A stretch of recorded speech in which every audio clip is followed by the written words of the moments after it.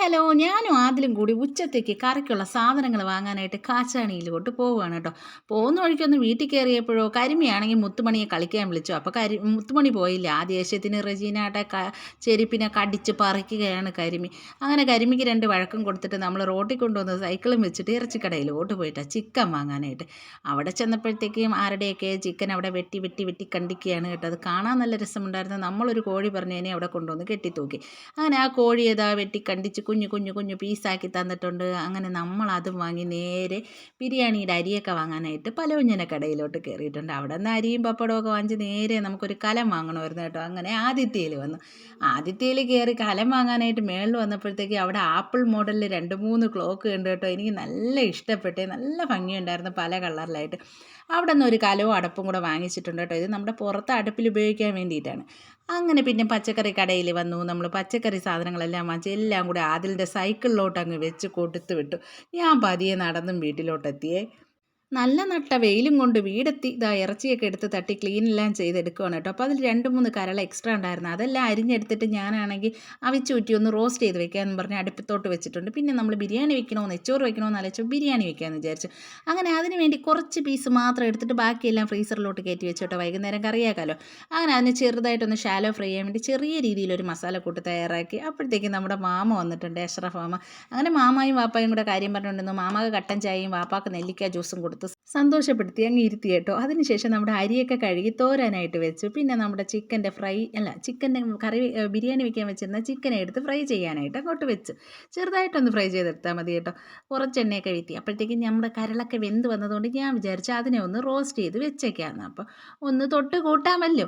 അങ്ങനെ അതിനെ അടുപ്പത്തോട്ടാക്കാൻ വേണ്ടിയിട്ടുള്ള സാധനങ്ങളെല്ലാം സെറ്റാക്കി മുളക് പൊടി മല്ലിപ്പൊടിയൊക്കെ ഇട്ടു. മുളക് പൊടിക്ക് നല്ല എരിവായതുകൊണ്ട് തന്നെ പച്ചമുളക് ചേർത്തിട്ടില്ല കേട്ടോ. മുളക് പൊടി ശകലം കാണിച്ചാൽ നല്ല എരിവുണ്ട്. ആ സമയം കൊണ്ട് നമ്മുടെ ചിക്കനൊക്കെ വെന്ത് വന്നു. അങ്ങനെ കരൾ പെരട്ട് റെഡി ആയിട്ടുണ്ട്. ഇതിനിടയിൽ എൻ്റെ അണ്ടിപ്പരിപ്പ് മുന്തിരിങ്ങി തക്കാളിയൊക്കെ അടിച്ചുകൊണ്ട് ഓരോ കള്ളന്മാർ ഓടുന്നുണ്ട് കേട്ടോ. അത് കഴിഞ്ഞ് നമ്മൾ ആ ഇറച്ചി പൊരിച്ചെടുത്ത ചട്ടിയിലോട്ട് നമ്മൾ സവാളയും ഉപ്പും എല്ലാം ഇട്ട് നല്ലോണം ഒന്ന് വഴറ്റിയതിന് ശേഷം ഇഞ്ചിയും വെളുത്തുള്ളിയൊക്കെ ഉള്ള പേസ്റ്റ് ഇട്ട് കൊടുക്കുക. അപ്പോൾ പച്ചമുളക് ചേർത്തിട്ടില്ല കേട്ടോ അതിന്. കാരണം എന്താണെന്ന് വെച്ചാൽ എരിവുണ്ടെങ്കിൽ പിള്ളേരൊന്നും കഴിക്കൂല. അങ്ങനെ നമ്മളതെല്ലാം ഇട്ട് വഴറ്റിയതിന് ശേഷം നമ്മൾ തക്കാളി, മല്ലിയില, രമ്പയില ഇതെല്ലാം ഇട്ട് കൊടുത്ത് നല്ലോണം ഒന്നുകൂടെ വഴറ്റിയെടുത്ത്. പിന്നെ നമ്മുടെ കറുകപ്പട്ടയും മറ്റേ ഇലയൊക്കെ ഉണ്ടല്ലോ അതും ഗ്രാമ്പൂ, തക്കോലം ആ സാധനങ്ങളൊക്കെ കൂടി ഇട്ട് ഒന്ന് ഇളക്കി കൊടുത്തു കേട്ടോ. അപ്പം ദമ്മ് ബിരിയാണി വെക്കാമെന്നാണ് ആദ്യം വിചാരിച്ചത്. പിന്നെ വിചാരിച്ച് ഇങ്ങനെ വെക്കാമെന്ന്. അങ്ങനെ നമ്മൾ അരിയുടെ ഇരട്ടി വെള്ളം അങ്ങോട്ട് വെച്ച് ഉപ്പൊക്കെ ഇട്ട് തിളയ്ക്കാൻ വെച്ചിട്ടുണ്ട്. അതിനുശേഷം ഇപ്പുറത്ത് പാൻ വെച്ചിട്ട് നമ്മൾ കുറച്ച് നെയ്യ് വീത്തി കൊടുത്തിട്ട് മിച്ചം കിട്ടി അണ്ടിപ്പരിപ്പ് മുന്തിരിപ്പഴം ഇത്രയാണ് കേട്ടോ. അതിനെടുത്ത് അതിലോട്ട് ഇട്ട് കൊടുത്ത് നല്ലോണം ഒന്ന് വഴറ്റി മുപ്പിച്ചിങ്ങ് എടുത്തിട്ടുണ്ട്. എടുത്തതിന് ശേഷം നമ്മൾ കുറച്ചുകൂടെ നെയ്യ് ഒഴിച്ചതിന് ശേഷം തോരാൻ വെച്ചിരുന്ന നമ്മുടെ അരി ഉണ്ടല്ലോ അതിനെ എടുത്ത് ഇതിലോട്ട് ഇട്ട് കൊടുത്ത് ഇളക്കണം കേട്ടോ നല്ലോണം.